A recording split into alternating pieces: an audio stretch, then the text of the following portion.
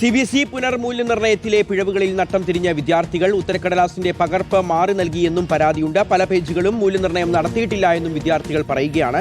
ഭൂരിഭാഗം കുട്ടികൾക്കും ഇതുവരെയും ഉത്തരപേപ്പറിന്റെ പകർപ്പ് ലഭിച്ചിട്ടുമില്ല. ഉത്തരപേപ്പറിന്റെ പകർപ്പിന് അപേക്ഷിക്കാനുള്ള സമയം ഇന്ന് അർദ്ധരാത്രിയോടെ അവസാനിക്കും.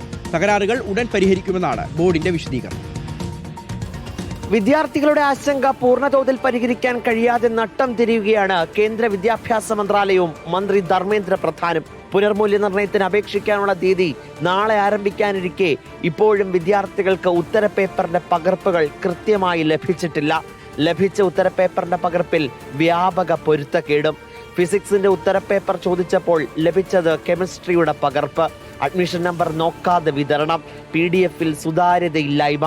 അക്ഷരങ്ങൾ തെളിഞ്ഞിട്ടില്ല. 5 പേജിൽ 3 പേജിന്റെ ഭാഗമാണ് മൂല്യനിർണ്ണയം നടത്തിയത്. അവശേഷിക്കുന്ന 2 പേജുകളിലെ ഭാഗത്തിന്റെ മാർക്കുകൾ എത്രയെന്നും അറിയില്ല. ഇങ്ങനെ തുടരുന്നു പരാതികൾ. ഇപ്പോഴും ഡിലേ ആണ്. എനിക്ക് പേപ്പറിന്റെ കോപ്പി റിവാലുവേഷൻ അല്ല, കോപ്പി കൊടുത്തിട്ട് ഇപ്പോഴും പെൻഡിങ് ആണ്. ഇപ്പോഴും എനിക്ക് കോപ്പി കിട്ടിയിട്ടില്ല. എന്നെ പോലെ തന്നെ എൻ്റെ ഫ്രണ്ട്സിനും കിട്ടിയിട്ടില്ല, ചിലവർക്ക് കിട്ടിയിട്ടുണ്ട്. ഈ മാസം 19-നാണ് ഉത്തരപേപ്പർ പകർപ്പിനായുള്ള അപേക്ഷ നൽകേണ്ട തീയതി ആരംഭിച്ചത്. അന്ന് ആരംഭിച്ച സാങ്കേതിക തകരാറിൽ ഇപ്പോഴും പരിഹാരമില്ല.